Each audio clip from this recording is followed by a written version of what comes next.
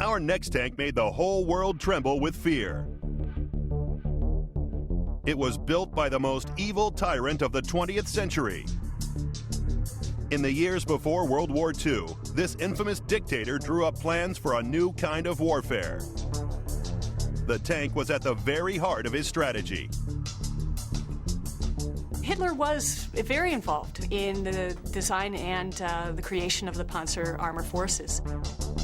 He was the sort of person who believed that tanks were going to make a difference in the next war, and he was willing to pay millions of marks in order to create the very best armor force possible.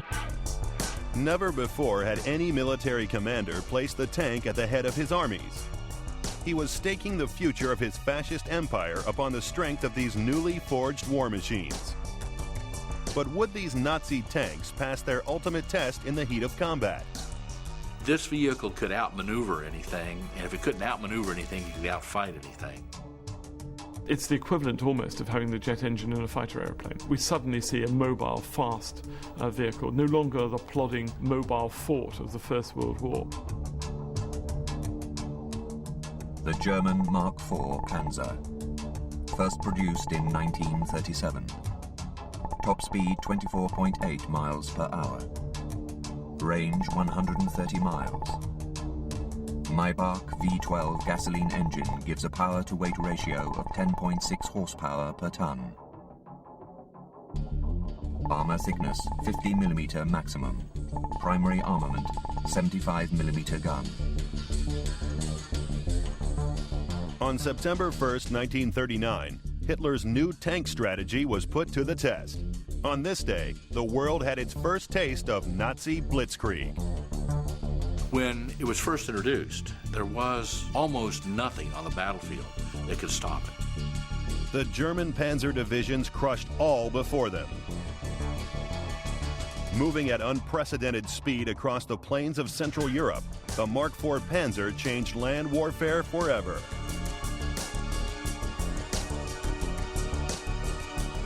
Hitler used his tanks en masse, but it was a small, seemingly insignificant piece of equipment that actually revolutionized tank warfare. The big difference between a German tank and an Allied tank in 1940 is that the Allied tank has not got a two-way voice radio in it, and the German tank does.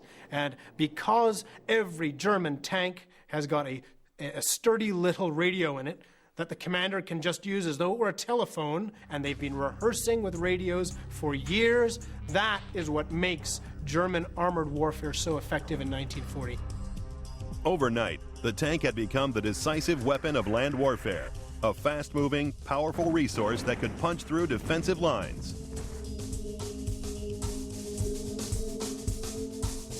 With these tanks up front, the Germans advanced across Europe at up to 20 miles per day.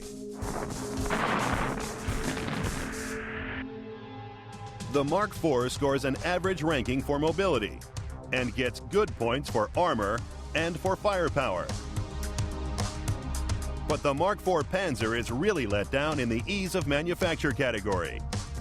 The Mark IV is a complex, heavily engineered machine, and like all German tanks, it was not easy to mass produce. Fear factor is very high. In the early days of World War II, this tank was unstoppable.